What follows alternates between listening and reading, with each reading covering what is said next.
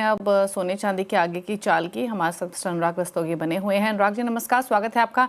तो पहले तो ये जानना चाहेंगे, लगातार रिकॉर्ड तेजी हमने सोने चांदी के प्राइसेस में देखी है। जिस तरीके का मूव हमने आते हुए देखा है इंटरनेशनल मार्केट्स में, डोमेस्टिक मार्केट्स में, क्या ये ऑन एंटिसिपेटेड लाइंस है? आप एक्सपेक्ट कर रहे थे कि इस तरीके का मोमेंटम दिवाली से पहले देखने को मिल जाएगा, और अब दिवाली तक के लिए क्या व्यू है? आपके सभी व्यूवर्स को मेरा नमस्कार। देखिए, मैंने लगातार आपके शो पे लगातार कंटिन्यू ये बात कही, जब सोना 95,000 था, 1 लाख पर था, 1,03,000 था, 1,05,000 और 1,07,000 रुपए आज हाजिर मार्केट में है। और तब भी मैं यही बात अभी अपनी कंटिन्यू कर रहा हूँ कि सोना यहाँ से भी अभी हमें बढ़ता हुआ ही दिख रहा है। जो इंटरनेशनल और डोमेस्टिक कंडीशंस चल रही हैं, जो सिनेरियो चल रहे हैं, उसमें अभी किसी भी प्रकार की कोई राहत के संकेत नहीं मिल रहे हैं। और अभी भी हम 1,10,000 से लेकर के और 1,15,000 रुपए के मोमेंटम को जल्द ही टच करेंगे, ऐसा मेरा जो अनुमान था।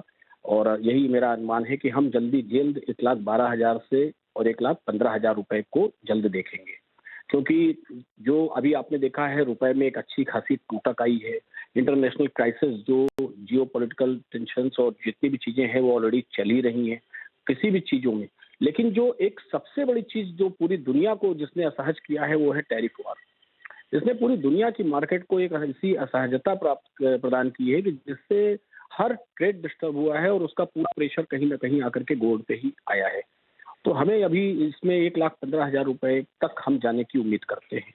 और रह गई दिवाली की बात, तो दिवाली मैडम ऐसा भी हो सकता है कि एक बार ये सोना 1,15,000 जाए, क्योंकि एक बहुत बड़ा हम कहीं ना कहीं बहुत पहले से हम उम्मीद कर रहे हैं कि एक करेक्शन आना चाहिए, करेक्शन आना चाहिए।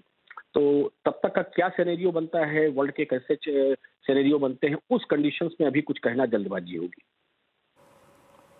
ओके, अच्छा, डिमांड इन्वेस्टमेंट प्लस फिजिकल कैसे देख रहे हैं आप?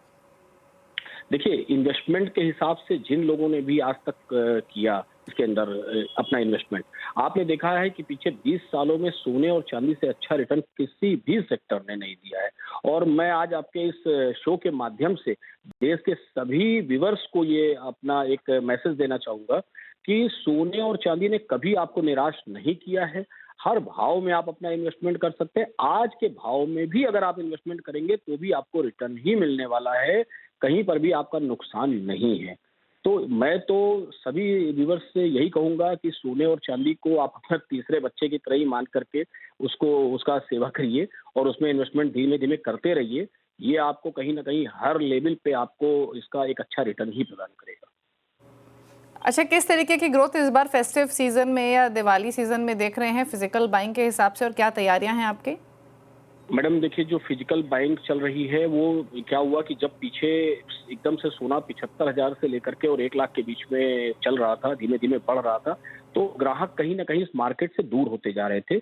उनको लग रहा था कि शायद अब हम, लेकिन जिस तरीके से इसके अंदर 1 लाख रुपए क्रॉस होने के बाद में एक ऐतिहासिक परिवर्तन आया और एक जितनी भी देश की महिलाएं थी या जो हमारे खासतौर से युवा वर्ग ने इसके अंदर एक अपने एक अच्छे भविष्य को देखा और अपना एक रिटर्न इन्वेस्टमेंट करना भी शुरू किया और ज्वेलरी की तरफ भी उनका रुझान बढ़ा।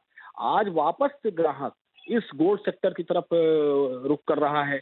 दुकानों के ऊपर भीड़ बढ़ रही है। अभी से लोग बुकिंग कराना शुरू कर रहे हैं और फेस्टिवल सीजन्स को लेकर के लाइट वेट ज्वेलरी के बहुत अच्छे अच्छे कलेक्शंस टीनेजर्स के लिए, आज के यूथ के लिए सभी हमारे ज्वेलरी स्टोर्स में ऑलरेडी बन रहे हैं। उनकी मैन्युफैक्चरिंग स्टार्ट हो चुकी है, चल रही है। और मैं समझता हूं कि ये फेस्टिवल सीजन जिस तरह से भाव बढ़ रहे हैं उस हिसाब से हमें और इसका बेहतर नजर आएगा, क्योंकि लोग अब इसमें इन्वेस्टमेंट करने में हिचकिचा नहीं रहे हैं। उनको लगता है हमारा शौक भी पूरा हो रहा है और हमारे पैसे भी बढ़ रहे हैं। हमारे किसी और जगह रखने से अच्छा हमारे घर में रखे रखे ही बढ़ रहे हैं।